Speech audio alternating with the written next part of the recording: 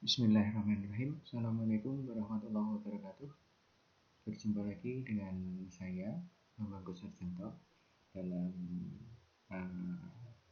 obrolan santai, monolog santai.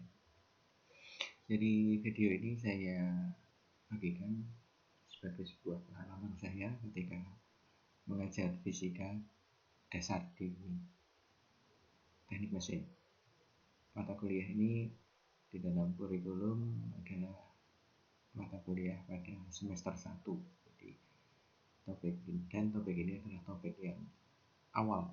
Jadi pada pertemuan awal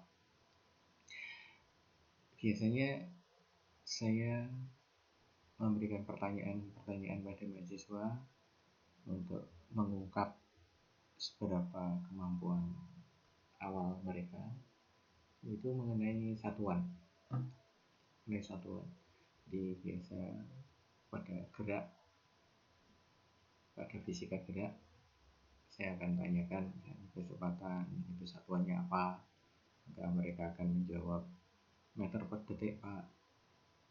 Kemudian percepatan satuannya apa, maka mereka akan menjawab ini meter per detik kuadrat Pak. Oke, jadi semua itu benar. Kemudian sebagai candaan fisika untuk saya, candaan fisika, berguru tapi guruannya guruan fisika.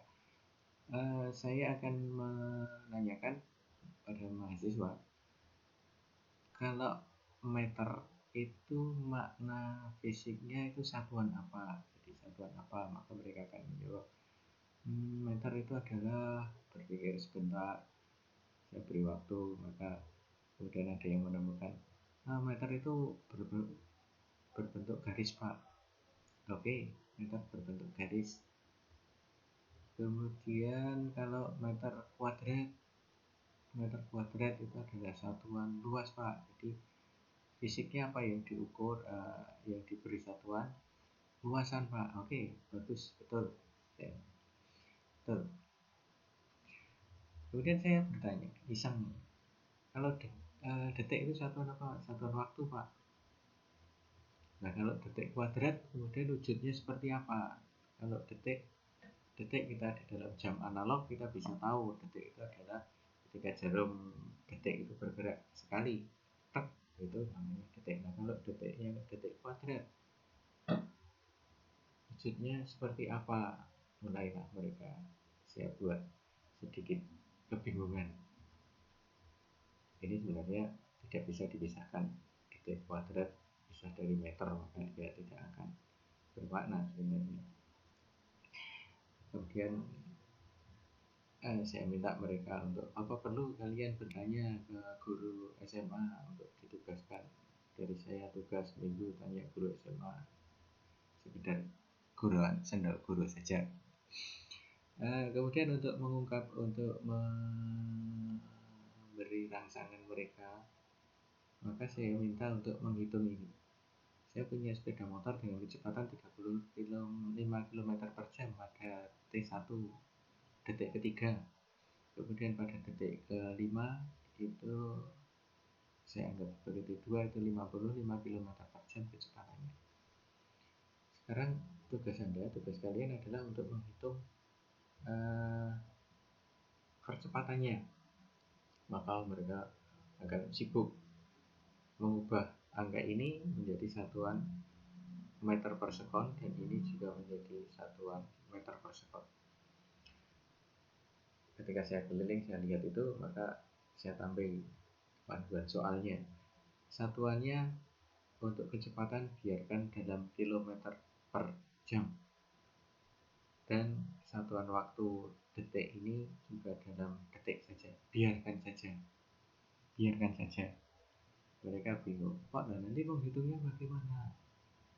Saya tunjukkan, kembalikan kepada rumus awal, bahwa kecepatan adalah perubahan kecepatan dibagi perubahan waktu. Ini satuannya satuan kecepatan, ini satuannya waktu. Biarkan saja. Maka mereka akan menghitung.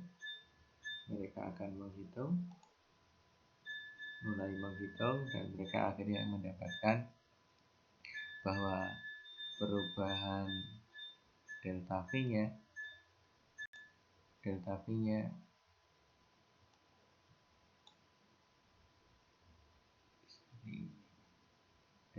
V-nya adalah 20 km per jam. 20 km per jam. Dan delta T-nya adalah 2.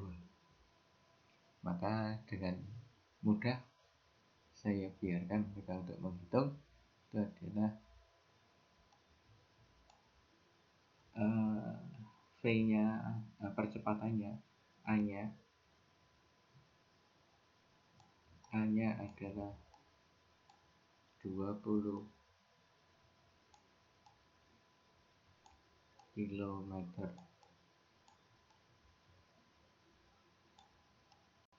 per jam dibagi dengan 2 sekon atau 10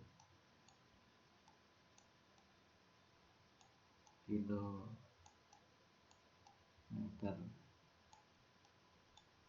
per jam dibagi sekon.